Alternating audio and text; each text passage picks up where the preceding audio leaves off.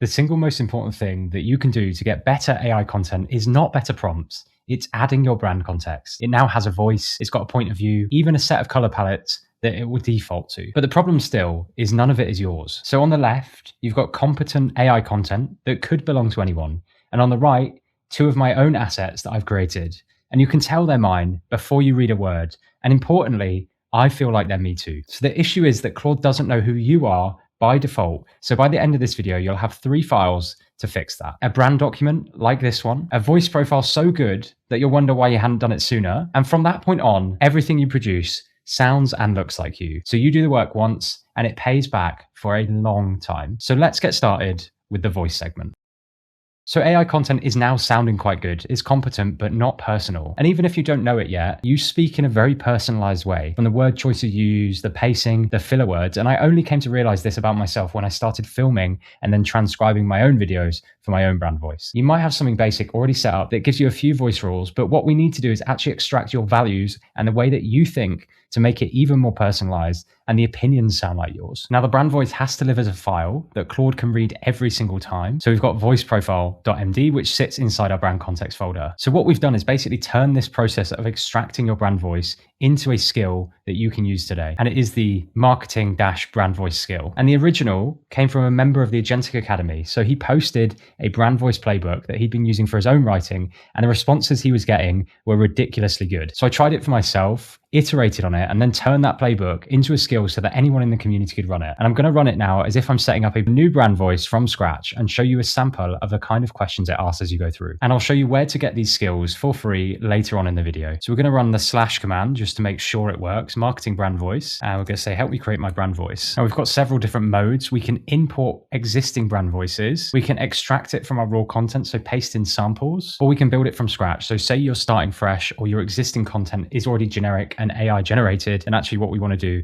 is reliably extract from questions that it will ask you to pull out your personality. And the last method is actually going and scraping. So you could just give it access to your LinkedIn URL, a website, etc. But you need to make sure that you've got the relevant scrapers already set up there. We're going to start it from scratch and use the 10 to 15 minute playbook version. And we want to go into this full deep dive. So this next concept is really important.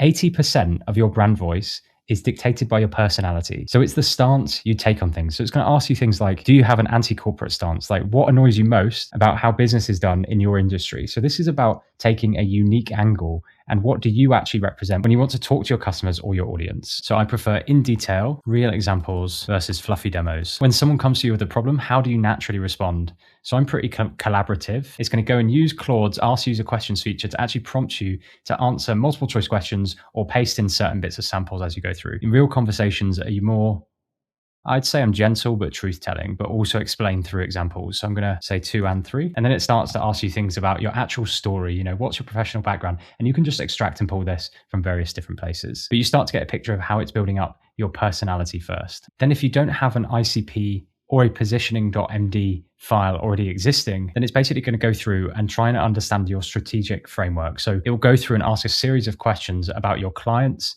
and what you represent or what your brand represents when you're actually marketing to others. So ideal client pain, who are you talking to and what's the exact pain they're feeling right now that makes them open your email or click your post? And it's really important that throughout this, you obviously bring in as many examples as you can that represent actually what you've done or what you represent. So mine is business owners or aspiring business owners who want to leverage AI and Claude Code to increase their output, retain high quality outputs, and ultimately save their time doing so. What tone resonates with your audience? What kind of voice do they already trust? What would immediately turn them off? So SMBs trust non-jargon speak. Ironic that I said SMBs, and no fluff. When creating content, you feel most authentic when you are sharing personal stories and lessons, breaking down complex topics simply. Yeah, let's go with that one. And it gives us a few options that we can go for there. And then natural language patterns. So how do you actually talk? Do you use we and us or you and I? Do you tell stories or stick to facts? Any words or phrases so often that friends tease you about them? So you can see how it's really bringing out actual vocabulary, phrases, word choice. And then step 3, once we've done the personality and the strategic framework stuff, is example collection. So this is possibly the most important part, which is actually going to your LinkedIn if you feel like that represents you, going to your landing page if you've got content that represents you, if you've got a blog post or used to have a blog post, or just transcribing something directly into here exactly how you would speak. The best kind of use cases are where you've been on a podcast, you've got a video that you can play back and transcribe of you telling somebody something, then that is the best examples that you can use to actually bring out your accurate voice profile that's going to sound like you. Or of course, you can skip this and it will build from your answers alone. You'll just get a less good output from the back of it. It will then generate 3 example voice test samples for an email opening, a LinkedIn post, a landing page headline, and supporting copy. You can have a read through those, iterate based on that. I wouldn't worry too much about these sounding exactly like you, because this is a live file that you'll update over time. And when you apply it to real business context and your examples, that's when you'll start to actually iterate on this and realize how close it sounds to your own personality and the way you speak. And I'm going to come back to my agent view here and say, write me a LinkedIn post about Claude Code, and it will go through and actually then generate one. And what I'm going to do is paste it directly into an AI detector to show you that if something sounds like you, it's less likely to get flagged by something like AI detectors. Now, I'm definitely not encouraging just generating and churning out content. This is about vetting it and retaining high quality. But I just want to prove that actually something might sound quite like you and therefore not be detected as AI slop or AI content like this. You can also add things like a humanizer skill to make sure that actually we can run it through these and make it even less robotic sounding, but still retain the patterns that you use in your brand voice. So there we go. We've taken that and it's basically identified parts of the hook that might be AI or GPT generated, but actually 12.2% chance of it being AI generated. So it shows you the power of personalizing it to your own voice. And actually, if you've completed this now and you're thinking this does sound like me, and then it's been validated again by not sounding like AI too, that's a really good sign. But it's obviously not necessary. You might sound more like AI than others, but it's nice validation. So I've actually had mine running for around a year now, and it's the file I update the most. The way you wrote 3 months ago isn't the way that you probably write today. And to make this even better, I would highly recommend splitting out your samples guide into individual samples per platform. So you can see I've got things like LinkedIn, school, etc. split out here. And that's because on each platform, I speak in a slightly nuanced way, but still retain some of the values and core concepts there.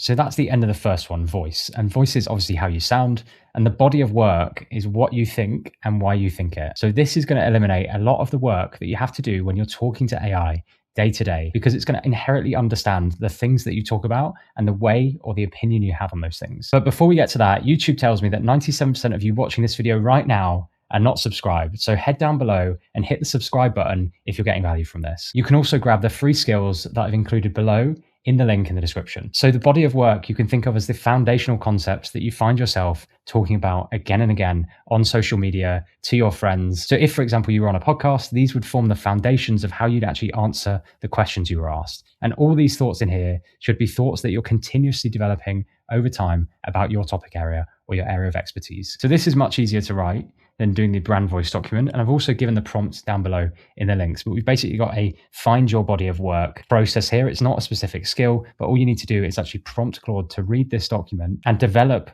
collaboratively with you your body of work. But to skim over this, we're basically going to gather your past content from chats you've had. So from your long form posts, from your video or podcast transcripts, from your sales pages, about pages, anywhere you've articulated your view of certain things. Once you've done that, it's going to basically pull out from that content recurring ideas. So a good way to also do this is to get Claude to look over your conversation history, or GPT to look over your conversation history in the last 30 to 90 days and pull out the recurring themes here. And it's basically going to give you a single line thesis and then 3 strong opinions that basically underpin that thesis. What we're going to then do is basically optimize those ideas collaboratively with you. And finally, you will get an output with a single markdown file that is basically your body of work that will feed into all of your existing content. And as an example, you can see what mine looks like, right? I've got a core thesis, which is Claude Code is the execution layer for all your knowledge work. And then we've got things around skill systems, being individual skills. So this is something that if you've watched my videos before, you'll see me talk about continuously. We've got skills of the IP. So again, a little bit about skills and what I think about those. And then talking about actually underneath everything, it's all just files. It's about architecture. So these are the things that I talk about again and again on podcasts, in my videos, in my social posts. And they all are my foundational concepts, 7 to 12 concepts that form all of my theories. And I adapt these and build on them over time. So the impact the body of work has is it feeds into every bit of content. So instead of trying to reword angles all the time that Claude or GPT have produced for you on a certain topic and explain them again and again, it's going to get you to a 60 to 70% version. So when you combine this with the voice profile, it becomes really powerful. So pieces that you create are going to be anchored to your point of view. And that's why it's so incredibly useful.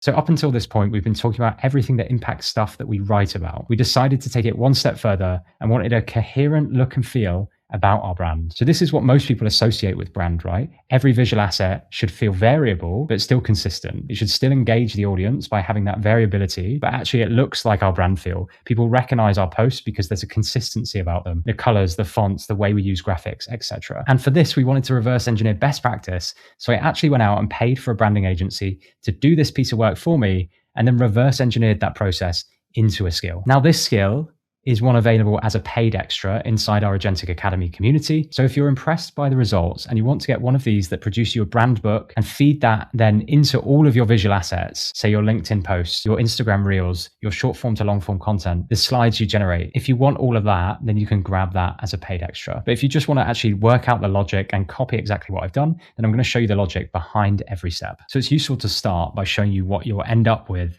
at the end of this. So you might have things like your color palette. So you can see that we've got all 4 colors here, including our second accent color that brings things to life, how those colors actually work together in practice. We've got the typography. So what fonts we use, how they scale, and then more importantly, how those look in some mock use cases. So we've got some dashboards mocked up here, which show the colors on social posts, etc., and how they actually might look when they come out the back of it. We've then done things around logos, logo design, the values of the brand, etc., etc. So these form your brand guidelines, but it doesn't only happen there, right? We can't just have that visual PDF brand book for Claude Code to use it. It outputs all of the fonts as actual files, as well as a tokens.json, which basically has everything that we've just defined, including all the color palettes, etc., so that Claude Code can use it to lock in designs specifically based on these design tokens, i.e. we're not going to get variability every single time. It's going to be consistent in the way it feels and looks. Now, out the back of it, you can see how this looks when it actually generates everything in a consistent brand look and feel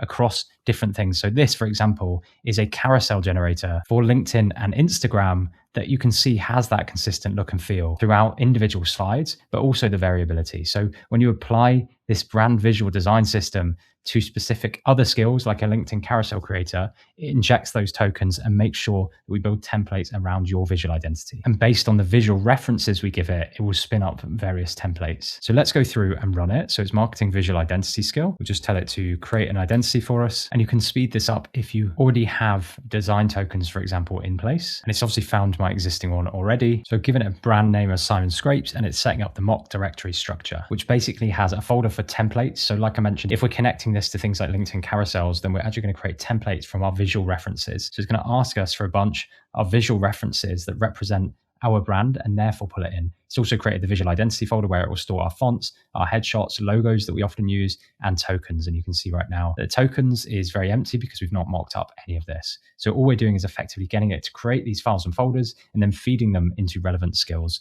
that create specific things like slides. So we're asked if we want micro labels at the top like date, brand, and role, and it will start to lock these into tokens.json, and we can enter any answers and basically get this customized to your brand completely. And those will all be consistent then because they're pulled from one file. And what we're doing is just basically defining a configuration file of preferences and styles that it can pull from. Much like if you were doing this work manually, you pull from your assets. That's exactly what it's doing. Then we move on to reference materials. So we upload 3 to 5 visual style references you admire. These can be LinkedIn carousels from people you like, Instagram posts from brands with a strong identity, a website URL with the right vibe, or brand book PDFs you admire. Like everything, the more you give, the better I can extract palette, typography, and design moves. This is one of those that you don't skip, because if you skip it, your templates are not going to look anything like you want them to. So for example, when we were creating the LinkedIn carousel demonstration, we put in these artistic style setups, reference 1, reference 2, 3 for these slide bodies, 4 and 5. So this was all obviously based around LinkedIn carousels.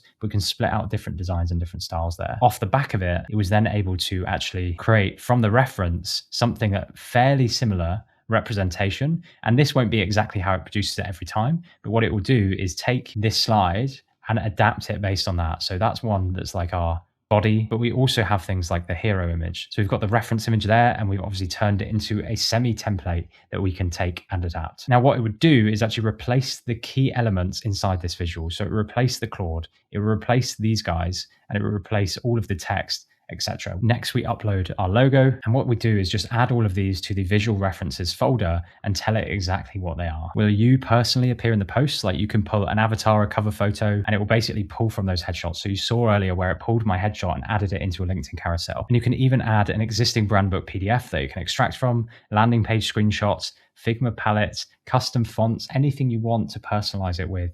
you absolutely can. And because we basically gave it no references as an example, it says, okay, we're going to create a neutral identity now, and we can swap everything in later when we want to change and update it to be our personal visual identity. Now, at the back of it, it's creating a Simon Scrapes brand guidelines. It's given us a mock logo because we didn't actually give it one. You can see it feels and looks fairly similar to the one we had before. We didn't give it a logo because actually these are all the default settings. So because I didn't give it much information, it's basically gone through.